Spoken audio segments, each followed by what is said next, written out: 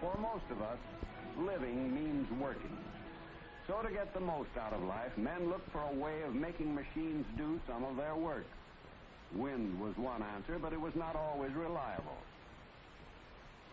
They turned to another form of energy, and discovering that heat could drive machines, they opened up a great new reservoir of reliable power. New industries were born and new towns built to serve them. The arrival of the heat engine changed the whole way of life for people in many parts of the world. The first practical heat engines were driven by steam. Fed on coal and water, they were the foundation of the new industrial age. Day and night they worked, pumping, driving, turning, consuming each day thousands of tons of coal. During the 19th century, coal was by far the best fuel available. It also yielded a valuable byproduct, gas for lighting and heating. But this gas was now used for another purpose, as a source of power in the so-called atmospheric gas engine patented by Otto and Langen in 1860. For years, men had been trying to do away with boilers and to burn fuel inside the cylinder. Now, coal gas made this possible. But these early internal combustion engines were temperamental, and their power output was too limited to challenge the power of the steam engine. It was not until 1877, when Otto adapted the principles of the four-stroke cycle theory of the French scientist Baudelaire, that a really practical internal combustion engine was built. The Otto silent gas engine, as it was known, was the forerunner of all modern four-stroke engines. First stroke, induction. A mixture of gas and air is drawn into the cylinder. Second stroke, compression. Third stroke, power. The mixture is ignited and expands, driving the piston outwards. Fourth stroke, exhaust. With the discovery of petroleum, a new source of power was born, and the internal combustion engine developed rapidly. Similar in principle to the gas engine, the gasoline engine had the advantage of utilizing an easy-to-handle fuel. Thus, it was ideal for use in the motor car. In contrast to the gasoline engine, another type of internal combustion engine was built in 1890. Designed by Ackroyd Stewart, this machine was used for driving stationary power plants. It ran on a heavier petroleum fuel and was known as the hot bulb oil engine. The engine comprises a vaporizer, or hot bulb, from which the hot gases pass through a narrow passage into the working cylinder.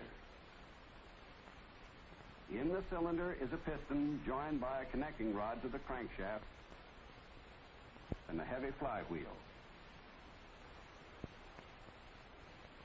Before starting, the vaporizer is heated by a blow lamp to high temperature. The flywheel is then turned over by hand.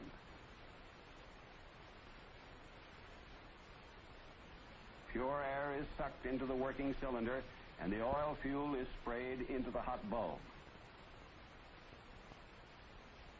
During the second stroke, air and vaporized fuel are mixed together and compressed. The high temperature in the vaporizer causes combustion, and the piston is forced outward by the expanding gases. Finally, the burnt gases are expelled from the cylinder. Once the engine was running, the heat retained in the hot bulb was enough to ensure combustion, and the blow lamp was no longer necessary. These simple engines could run for long periods at a constant speed, and they gained a wide reputation for reliability. The 19th century saw enormous progress in the development of heat engines of all kinds, and towards its close, there were four main types in general use: the oil engine with hot bulb vaporizer,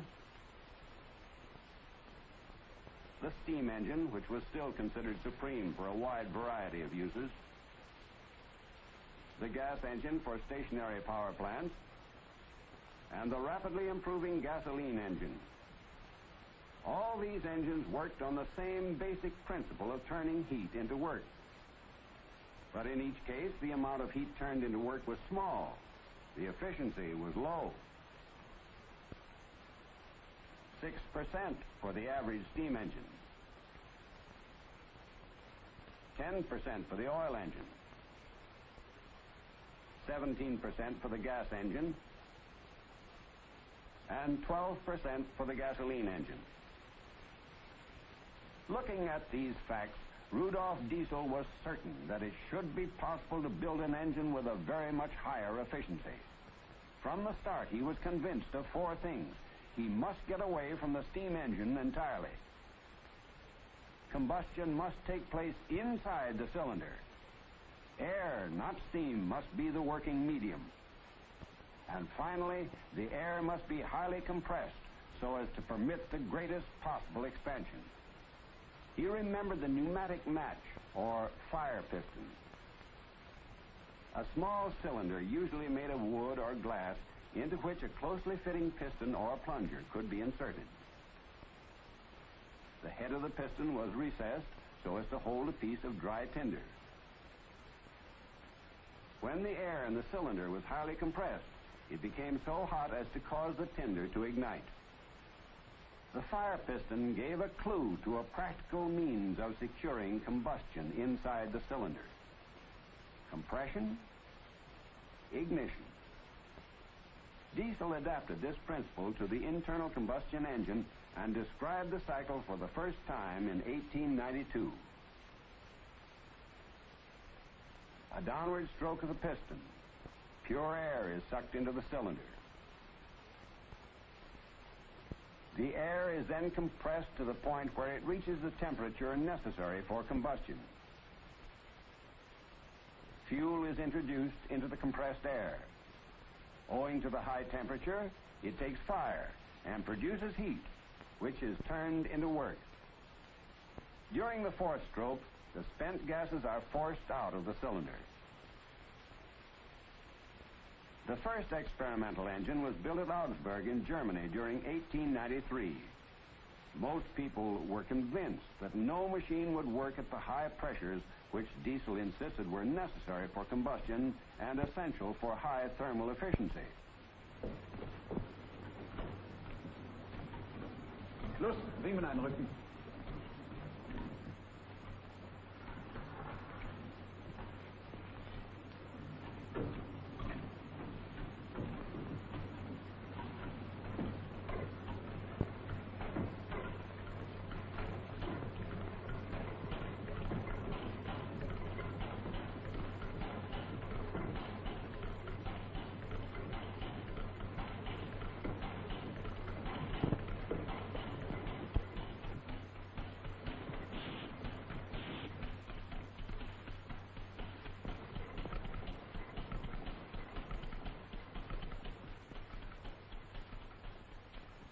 This engine never ran under its own power. One of the main problems facing Diesel arose from the high pressures inside the cylinder. An exact quantity of oil fuel had to be sprayed finely and accurately through a dense wedge of compressed air. It was found that the fuel pump by itself could not do the job effectively. So an air pump was added, which could blow the fuel into the combustion chamber. The principle was similar to that of a perfume atomizer. The method was known as air blast injection.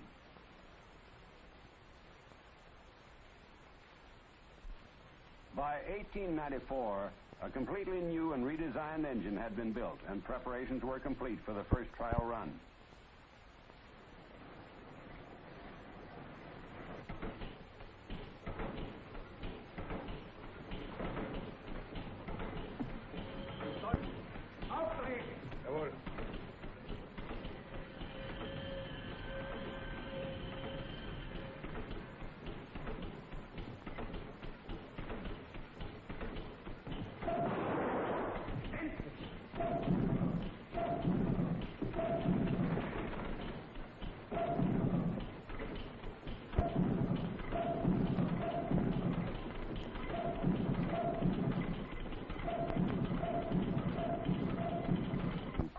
ignition was a practical way of securing combustion, and an engine could be made to work on this cycle. By 1897, the first reliable engine had completed its tests. Limitations in engineering methods had made some modifications necessary. Nevertheless, the engine had an efficiency of 27%, far higher than any other engine of the day.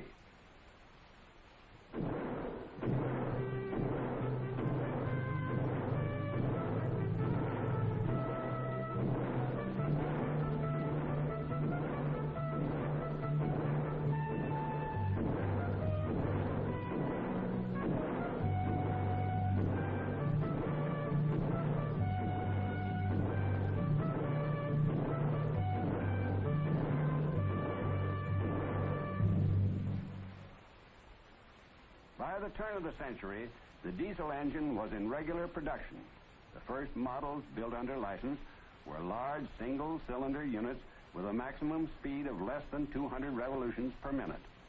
Manufacturers in various countries made some modifications to the original design, and a few horizontal engines were built.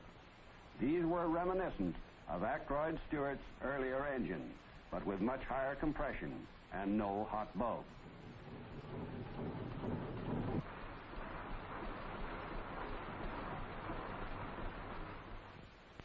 The diesel was ideal for driving electric generators. With the rapid expansion of electrical power, there was a demand for larger engines with more than one cylinder. With the development of more power, engineers soon realized that the diesel could be adapted for marine work. By 1912, the first ocean-going diesel ship had been built.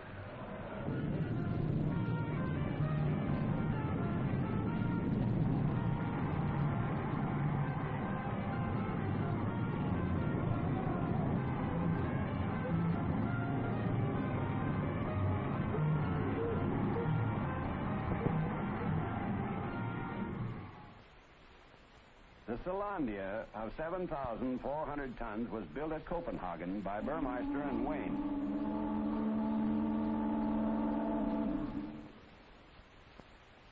Her maiden voyage to Bangkok created a sensation in the marine world and marked the beginning of a close association between the diesel engine and the sea. Within a few years, hundreds of new vessels fitted with these engines were to be launched from shipyards all over the world. Today, one ship in every 4 is diesel-driven. The success of the marine diesel was due partly to the adoption of the two-stroke cycle for large, high-power engines. During the first stroke, the air inside the cylinder is highly compressed. Injection then takes place. Toward the end of the power stroke, the burnt gases surge from the cylinder and are replaced by the incoming charge of pure air. The first stroke is the same as the compression stroke in the 4-cycle engine.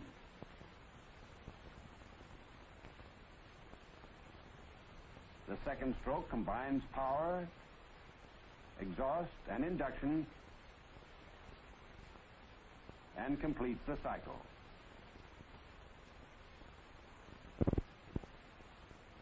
The advantage of the two-stroke cycle is that it allows a working stroke for each revolution and therefore delivers more power for a given engine size.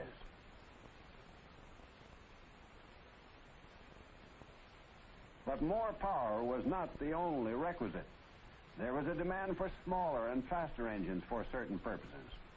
Comparatively light engines for submarines had been built before 1920. But the air blast injection system was cumbersome, inefficient, and unsuited to high speeds. There seemed to be a limit to progress in this direction. During the 20s, however, a new system of airless injection was perfected, and the air blast method was superseded. The so-called jerk-type pump meters an exact quantity of fuel which is delivered at high pressure and broken into a fine spray at the injector nozzle. The injection pulse is synchronized with the engine speed. The development of precision airless injection was a landmark in diesel history. Here at last was the opportunity to build an engine which would be light as well as powerful. 10 years of hard work and patient research were necessary before the high-speed engine could go into regular production.